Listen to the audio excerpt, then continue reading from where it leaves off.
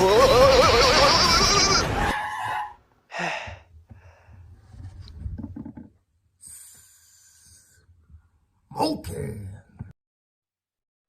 Hey, what's up guys? I'm OC Alligator, and welcome to part 2 of the Mask Iceberg chart.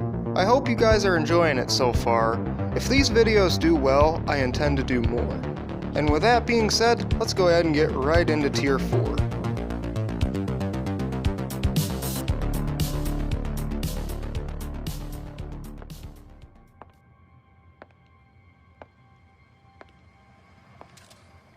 CD-ROM.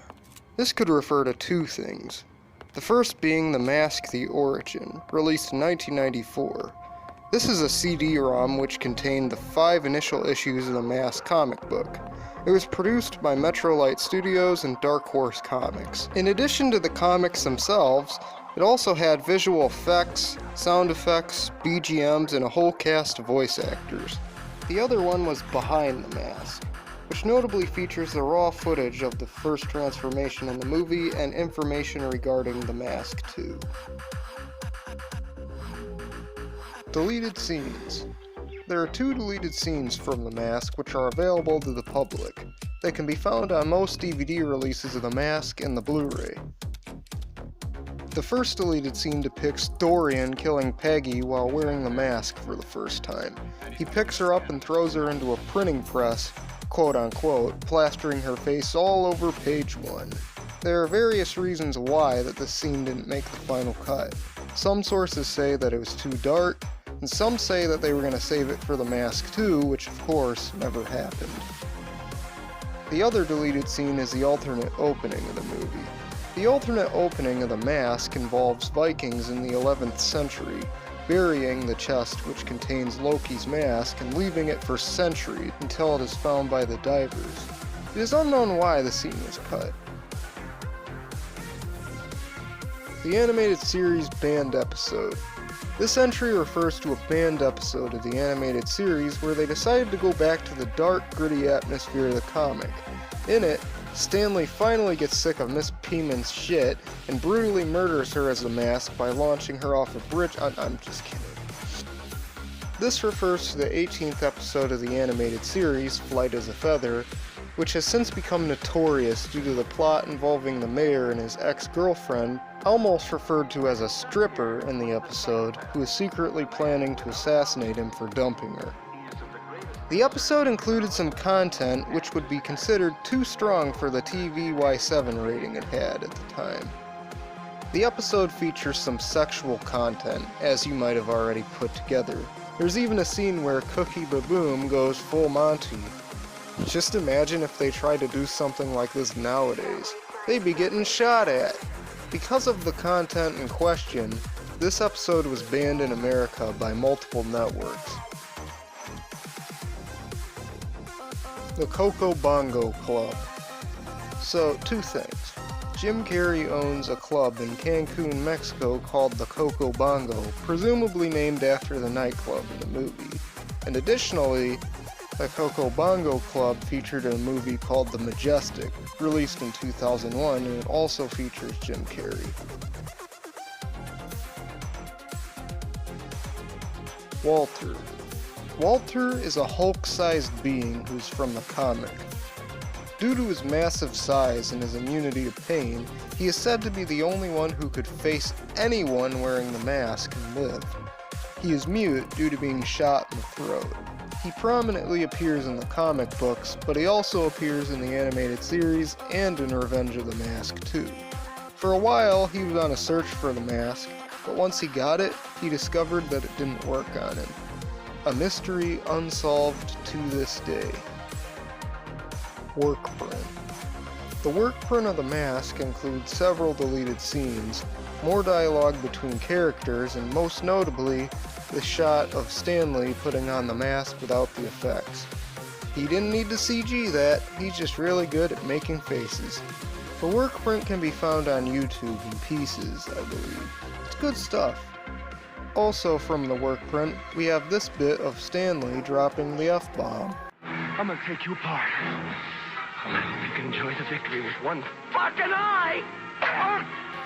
Yet another one, which I personally think should have stayed in the movie, it makes no sense why they cut it, is this scene where Stanley gets the crap kicked out of him by the punks who he later picks on as the Mask. So my question is, why? Why was this scene cut from the movie? The punks even steal his watch, and that would have been followed up on in the very next scene. Scorpion has analyzed the work print of the Mask. If you want to go ahead and check that out, I've provided a link above. Novelization. Alongside the movie, there was a novelization of the film. I used to have it, but I don't know where it went. It features stills, some of which were not actually used in the movie. Specifically this shot of the Mask looking at himself in the mirror in a white shirt and suspenders. And also in the book, he doesn't say smoking. He says Nazi. So the novelization was probably based on an early version of the script or something. Sorry, wrong pocket.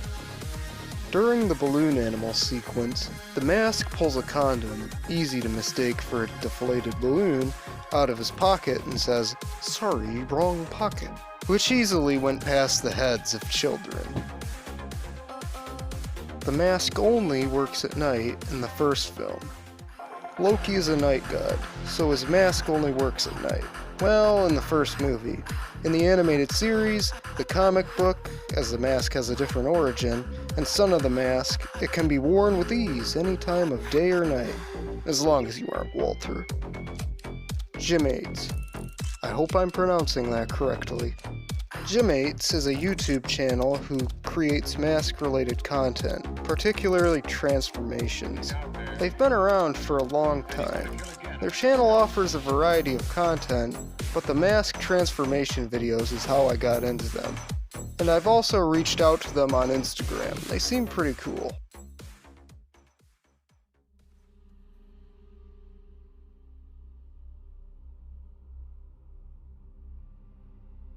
Son of the Mask VHS. Son of the Mask received a VHS release in 2005 or 6, which has gone on to be one of those rare VHS tapes, likely due to the movie's generally negative reception. I don't know about you, but I just think that's funny that there's a trailer for the original Mask movie on the VHS. It's like, here's a much better movie you could be watching, but no, you're here for the trash that comes right after. This one may be worth it as a collector's item. Jesus Christ, $150 for Son of the Mask on VHS? Who in their right mind would pay that much money to watch this horrible movie? This tape might be worth it as a collector's item. Well, not for $150, but you're better off with the original and the animated series releases. Cancelled Mask games. There were a couple of Mask video games which didn't see the light of day. There was an original version of the Mask video game which was not only intended as a Super Nintendo release, but also a Sega Genesis/Mega Drive release. This version of the game looks way better than the version that was released. It's a beat-em-up game rather than a maze platformer, and it was in the vein of Shinobi. This would have been released by THQ and New Line Cinema. Well, this version was unfortunately not made, and we got the Super Nintendo one from Black Pearl. There was also a cancelled Game Boy Color game, entitled The Mask from Hero to Zero. It was not clear why this one went unreleased, as all that remains of it are screenshots. Swearing in French. In the scene where the police find the Mask at Landfill Park and yell at him to freeze, he looks at the camera and says, "Merde," before literally freezing as instructed. Merde is French for shit. Jack Black. Before Jamie Kennedy, New Line wanted Jack Black in the role of Tim Avery. However, he turned the role down. He spoke of this in an interview in which he actually said that the movie was better off with Jamie. Another actor considered for the role was Ryan Reynolds. Son of the Mask was longer. According to Jamie Kennedy, Son of the Mask was a few hours longer in length, but it was massively cut down for content. I don't know if the original version is any better. Maybe there were more scenes with Tim as the Mask, or more scenes with Loki. I don't know. All that we can agree on is that the finished product was a travesty. Stanley dies in the comic book. In the comic book, Stanley Ipkiss is murdered by his girlfriend Kathy while she's wearing the mask. He was attempting to flee the city. In later issues, Stanley's grave is visited. On one instance, we see the mask back with Stanley's corpse, which brings him back to life for a period of time. And in the final issue of the comic, Kellaway digs up Stanley's grave and puts the mask in the coffin. Now something tells me that that wasn't a very good idea. Middle finger photo. Sometime during the filming of The Mask, Jim Carrey must have been having a bad day, so he flipped the camera off. Anna Nicole Smith. Before Cameron Diaz, actress Anna Nicole Smith was considered for the role of Tina. She was also known for being in Naked Gun 33 1/3, The Final Insult, as well as some Playboy tapes. Okay. Unfortunately, she tragically passed away in 2007 due to a drug overdose. Dorian and Nico were set to return in the animated series pilot. Originally, Dorian was intended to appear in an episode of the animated series, specifically the pilot. In the planned episode, his ghost, along with Nico's, was going to rise from the grave and bust their former henchmen out of jail and start a turf war for the city, but they would put the war on hold so they can exact revenge against Stanley. This would have seen both actors reprising their roles.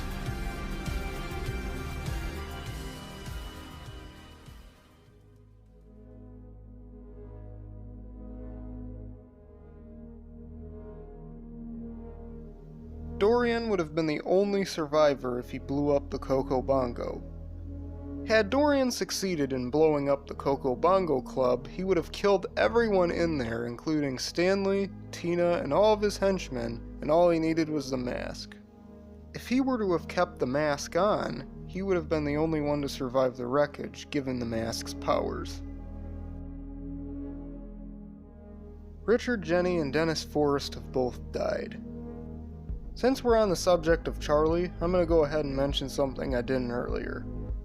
There is a rumor that at the end of The Mask, originally, Charlie would have taken the mask for himself and that would have set up a sequel. Of course, that didn't happen.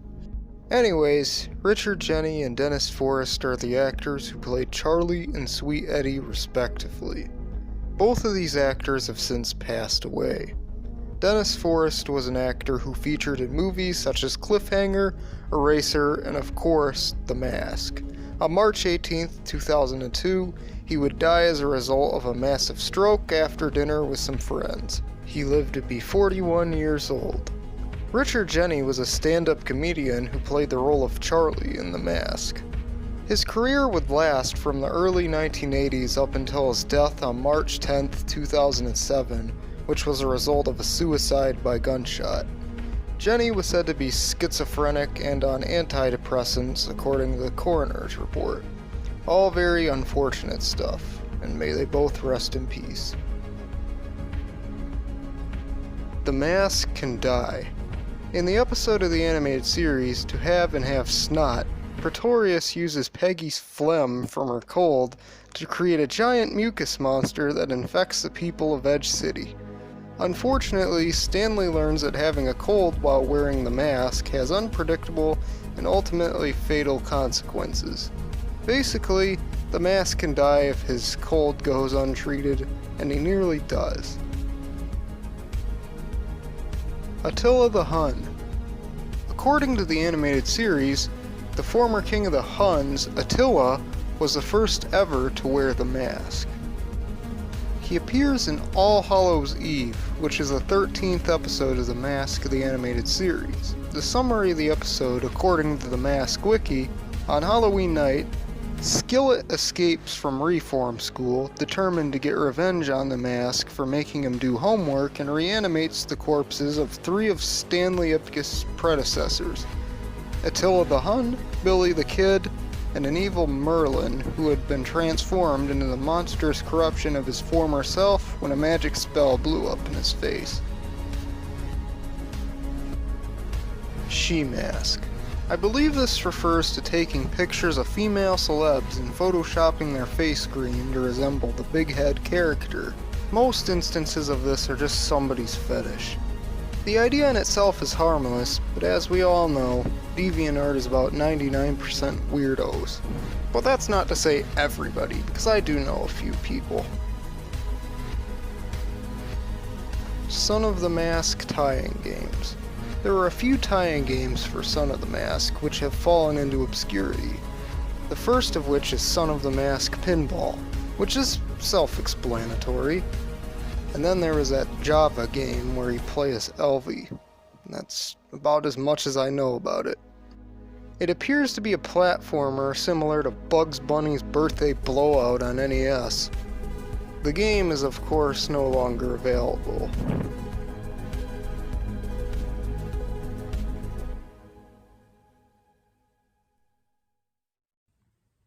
Actually, hold on a minute. I think this part of the video could use a pinch of salt.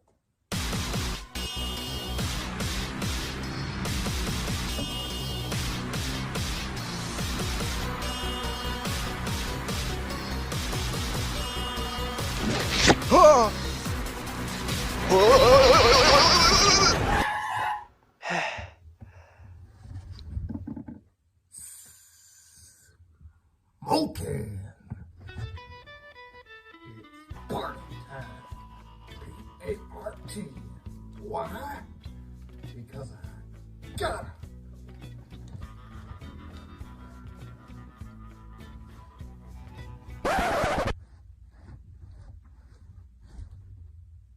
Oh. Yeah. Hang on. Just let me do a few warm-ups here.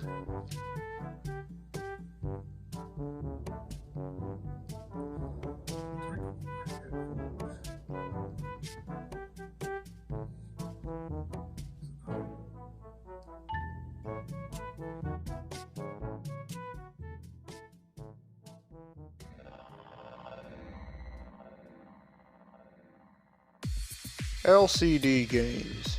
Even more obscure, there were mask games released in LCD Tiger Electronic handheld format. These games are about what you'd expect. Unused transformation prop. Some might say that it hasn't aged well, but the mask has some pretty nice CG for its time. At some point, they considered going practical for the transformation into the mask as evidenced by this mask prop seen on a prop website. To me, this mask doesn't look finished. Interestingly, the description states that the transformation scene originally took place in Stanley's bathroom. Of course, The Revenge of the Mask would be released on the internet many years later and feature a partially practical transformation. Alright, ladies, put your hands in the air. Yeah!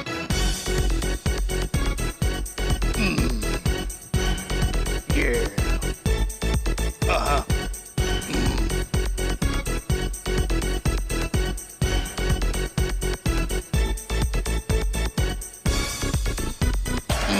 Yeah. Let's go. Fire.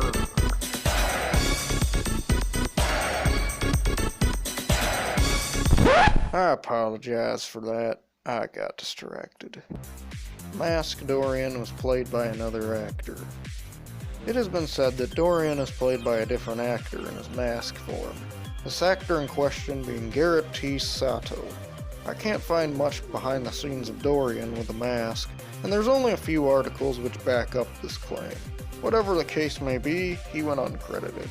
He could have very well been one of the stunt doubles, but the voice is definitely still Peter Green. Also of note, Sato tragically passed away in 2020 at the age of 55.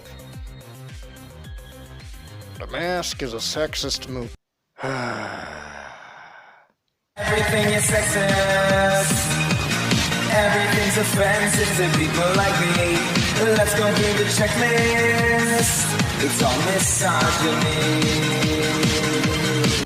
Yeah, whatever. Cameron Diaz's singing voice is dubbed. In the part where the mask goes to the nightclub, that is not actually Cameron Diaz's singing voice. Her voice is dubbed over by a voice actress named Susan Boyd, whose other work includes Jim Henson's Dinosaurs.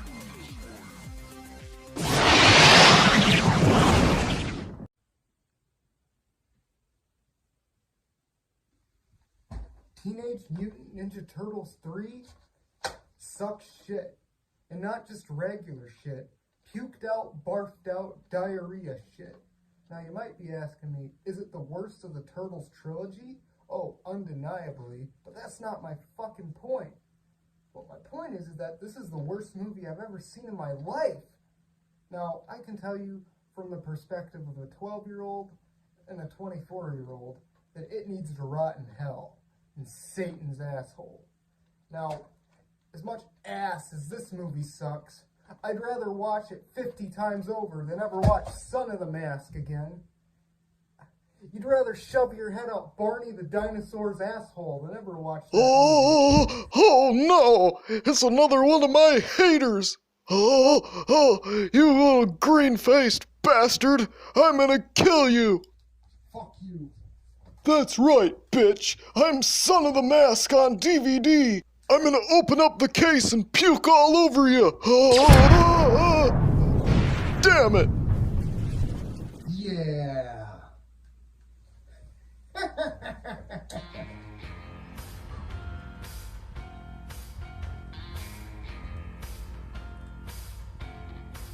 This is the real Jaguar.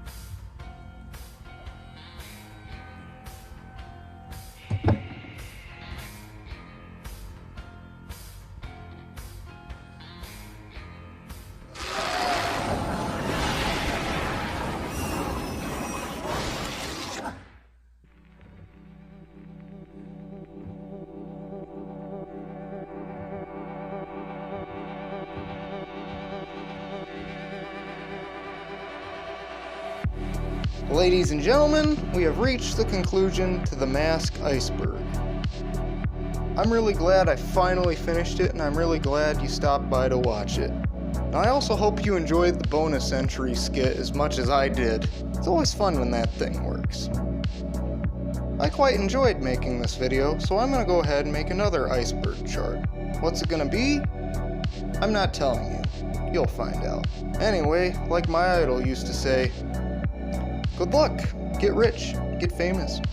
Good night, everybody.